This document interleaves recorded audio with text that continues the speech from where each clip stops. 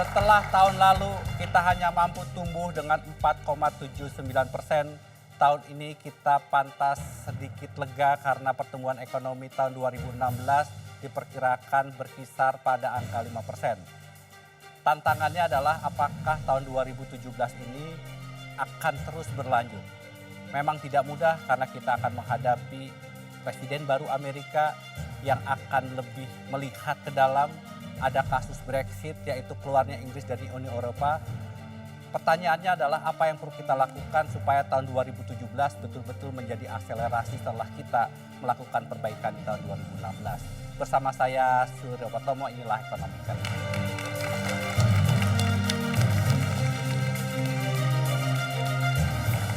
Malam ini saya ditemani oleh teman saya Leo Samosir. Leo, Ya, Mas Tommy. jadi kita ingin melihat seperti apa gambaran 2017 ini. Ya. Siapa saja tamu yang kita undang, Leo?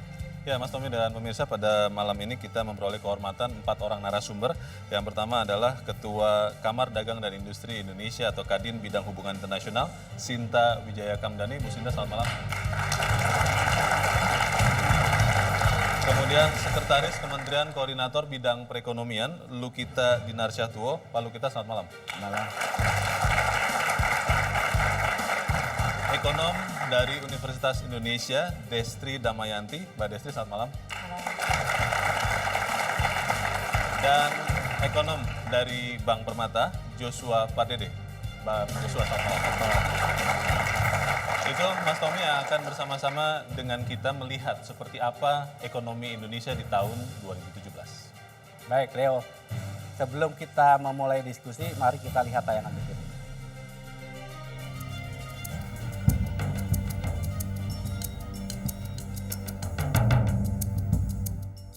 Memasuki tahun 2017, ekonomi Indonesia dibayangi dengan ketidakpastian.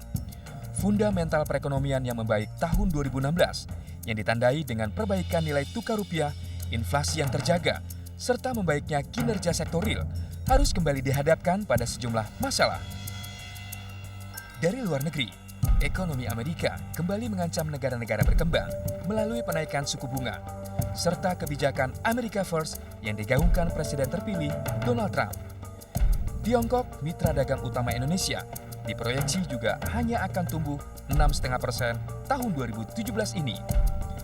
Dari dalam negeri, konsumsi yang belum sepenuhnya pulih, upaya menurunkan tingkat suku bunga kemungkinan akan dihadang laju inflasi dari naiknya tarif listrik dan penyesuaian harga BBM. Berbagai tantangan siap menanti di tahun ini. Sanggupkah Indonesia melaluinya?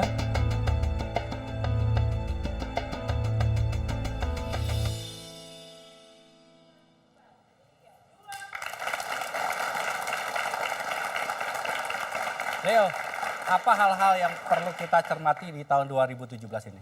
Ya, Mas Tommy dan pemirsa, kita memiliki beberapa hal yang harus kita perhatikan baik dari dalam maupun dari luar negeri. Seperti yang tadi sudah dikatakan oleh Mas Tommy, ada faktor eksternal yang kelihatannya akan sangat mempengaruhi ekonomi dunia dan juga Indonesia tahun 2017. Seperti yang kita sudah ketahui bersama, tingkat suku bunga Amerika, US Fed Funds Rate, sudah dinaikkan dan kemungkinan besar akan terus dinaikkan di tahun 2017 bahkan hingga tahun 2018. Kalau kita melihat ini mungkin akan menjadi ancaman untuk keluarnya uang dari negara-negara berkembang termasuk Indonesia kembali ke Amerika. Apakah itu sudah terjadi? Kita melihat data berikut. Ini adalah angka bagaimana pembelian dan penjualan obligasi di Indonesia mulai dari bulan Agustus tahun 2015 hingga Desember 2016. Kita melihat ada tren lebih banyak terjadi penjualan atau net sale yang sudah terjadi di obligasi di Indonesia. Data ini kami peroleh dari Government Securities. Kita melihat data berikut, ini adalah data di pasar modal, khususnya di Bursa Efek Indonesia. Bagaimana perdagangan dan penjualan saham, kita juga sudah melihat ada tren penjualan saham khususnya oleh investor foreign. Kita melihat bagaimana foreign flow ini, aliran dana keluar dari investor asing. Kita melihat di seluruh pasar dalam 3 bulan terakhir investor asing melakukan penjualan bersih sekitar 21 triliun rupiah. Data yang kami peroleh dari RTI ini mengkonfirmasi bahwa memang sudah mulai terjadi pembalikan dana. Apakah itu mempengaruhi nilai tukar rupiah? Kita melihat juga hingga saat ini nilai tukar rupiah memang masih relatif bertahan di 13.300 hingga 13.400. Tetapi ini juga harus diwaspadai karena kalau arus pembalikan dana itu tetap terjadi keluar dari Indonesia dan ini bisa kembali ke Amerika, maka itu bisa mempengaruhi rupiah. Kita melihat bagaimana Bank Indonesia, suku bunga Bank Indonesia untuk 7-day repurchase rate, ini adalah suku bunga acuan yang selama ini dipakai. Kita melihat ini adalah sesuatu yang menjadi dilema bagi Bank Indonesia. Di satu sisi Bank Indonesia harus mempertahankan supaya tetap menarik, tetapi di sisi lain kita melihat Bank Sentral Amerika sudah mulai menaikkan suku bunganya. Ini menjadi pertanyaan apakah memang kemudian di tahun 2017 Bank Indonesia bisa leluasa memainkan instrumen moneter ya.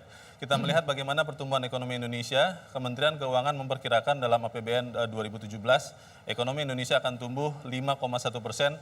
Ini sedikit lebih baik dibandingkan outlook 2016 yang diperkirakan bisa mencapai 5%. Ini kalau betul-betul bisa terjaga, maka sudah menjadi sesuatu yang baik.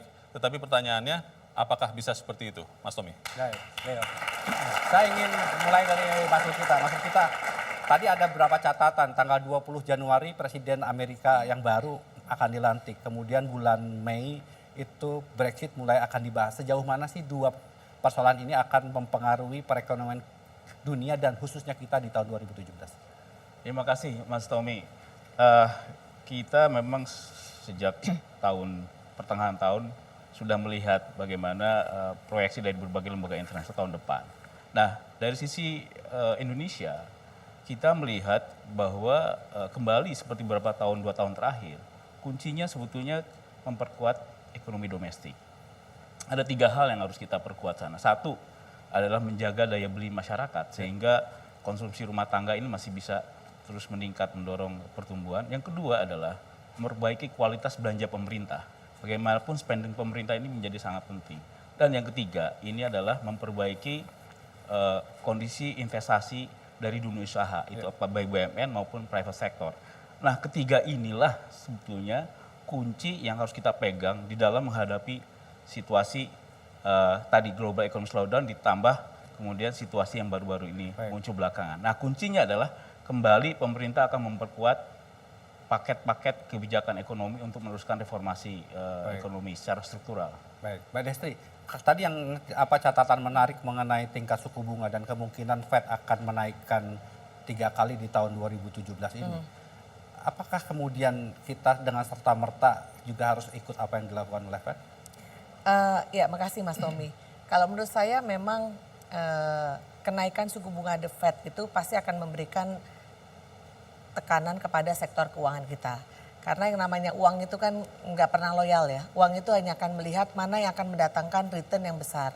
Nah, dengan kenaikan Fed Fund Rate yang diperkirakan ada 3 kali lagi di tahun 2017, tentunya itu akan membuat imbal hasil untuk investasi di sektor keuangan mereka menjadi menarik. Sehingga dana-dana yang tadinya banyak masuk ke negara berkembang, termasuk juga di Indonesia, itu memang kita perkirakan akan kembali ke Amerika. Karena mereka juga melihat bahwa ada prospek pertumbuhan di sana. Itu yang nomor 1.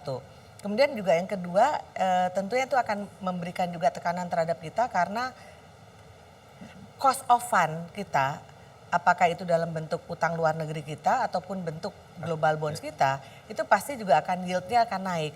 Sehingga tentunya ini harus menjadi salah satu hal yang menjadi concern dari pemerintah, khususnya kalau kita udah berusaha mengkaitkan antara sektor keuangan dengan sektor real kita.